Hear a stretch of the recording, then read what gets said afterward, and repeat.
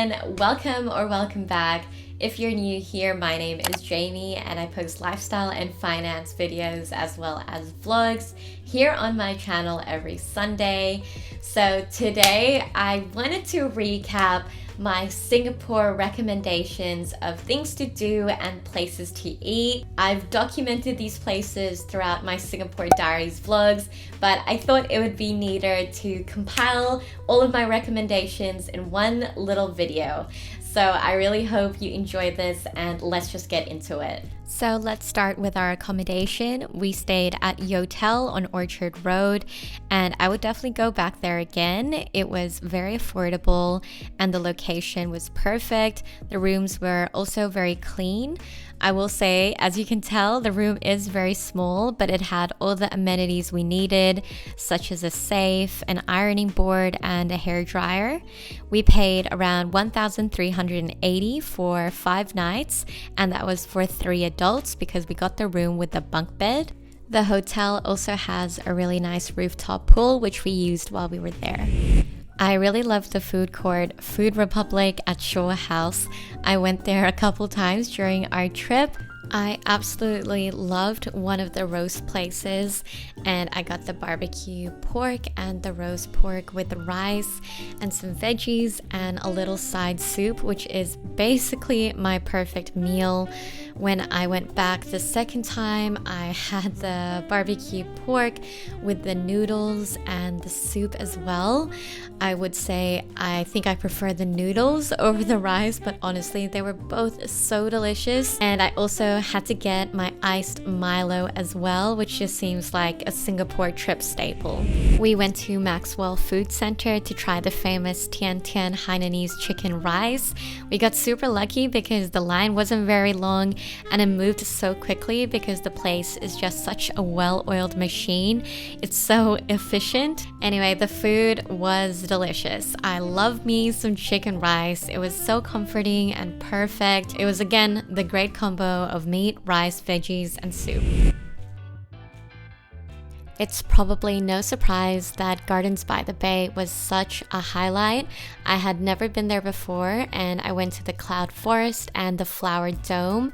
We took the shuttle bus because our legs were cooked from all the walking that we had done. It was such a scenic location and there were so many different types of flowers.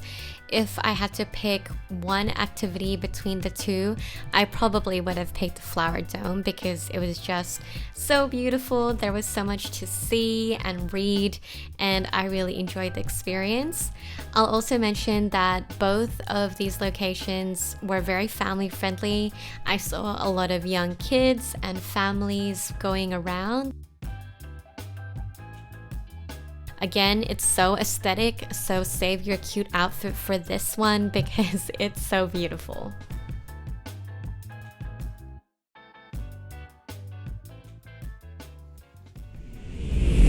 We don't have Shake Shack in Australia, so we were so excited to see it, and it was so convenient because it was at the same location as Gardens by the Bay. I had the Shack burger, which was really delicious, and I tried some of my cousin's pandan shake, and that was so good. I ordered the 50-50, which was half lemonade and half organic iced tea, which was so yum. And the sambal mayo fries was also definitely a highlight. I really wanted to try their sambal mayo burger, but it was unfortunately sold out. But yeah, I would highly recommend if you don't have Shake Shack where you live to give it a try. I thoroughly enjoyed it. Okay, let's mix it up and talk about some coffee. I really loved their iced coffee and had it multiple times on my trip.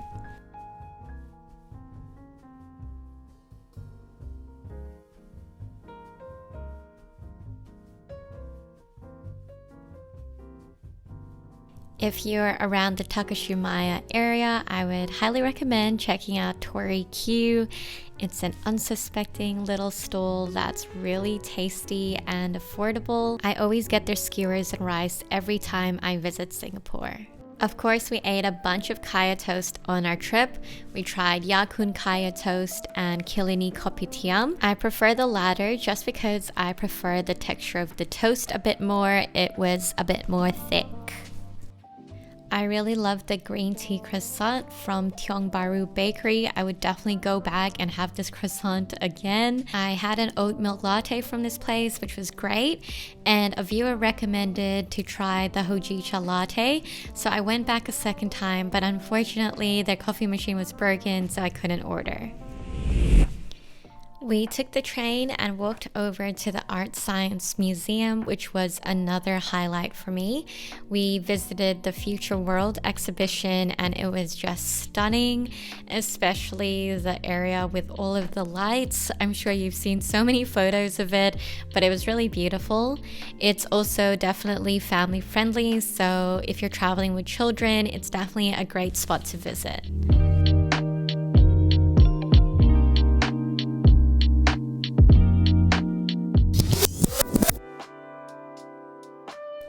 The next restaurant was Candlenut Kitchen, and this was my favorite meal of the trip. I had never had Peranakan food before, and the flavors were so delicious. I'm so sorry if I'm butchering that, I just don't know how to pronounce it. We ended up going with the set menu, and I would recommend, if you can, going for the menu because I thought it was very much worth it. It was their best dishes and everything was yum.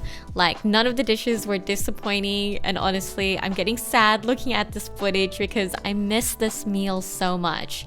I would definitely go back on my next Singapore trip, whenever that will be.